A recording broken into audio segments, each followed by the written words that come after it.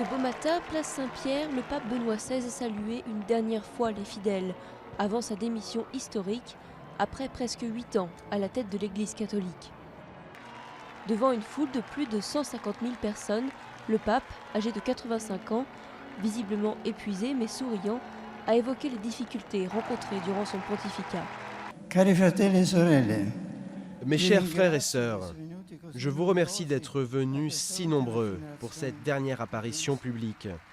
J'ai vécu des temps difficiles, comme l'histoire de l'Église a pu en connaître auparavant. contrario, come tutta la storia della Chiesa. Conservateur, le pape Benoît XVI n'a cessé de défendre la famille traditionnelle, hostile à l'avortement, l'euthanasie ou le mariage gay. Mais il est le premier pape en 7 siècles à avoir osé démissionner, un acte que certains qualifient de révolutionnaire. Il se retirera dans un monastère du Vatican. Je ne retourne pas à une vie privée ou une vie d'aventure, de réunion, de responsabilité ou de conférence. J'abandonne la croix, mais je resterai d'une façon différente auprès de Jésus-Christ. L'annonce de la démission de Benoît XVI a ému. Je suis content d'être venu prier avec et pour le Saint-Père. Il a accepté ses faiblesses et ses limites d'homme.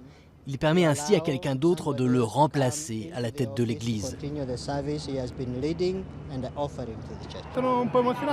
Je suis assez ému. En venant ici, je pensais voir quelques personnes. Et en fait, il y a une foule énorme. C'est la dernière représentation publique du pape et c'est donc unique. Ça n'arrive qu'une fois dans une vie. Je suis ravi de voir ça.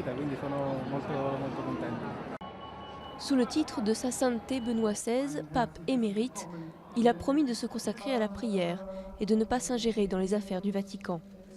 Mais cette cohabitation laisse perplexe certains membres de l'Église qui ont l'impression qu'il n'y aura plus un pape, mais 2. Benoît XVI laisse à son successeur une Église catholique confrontée à de nombreux défis, de la persécution des chrétiens au Moyen-Orient au scandale des abus pédophiles dans le clergé et la réforme nécessaire du gouvernement de l'Église.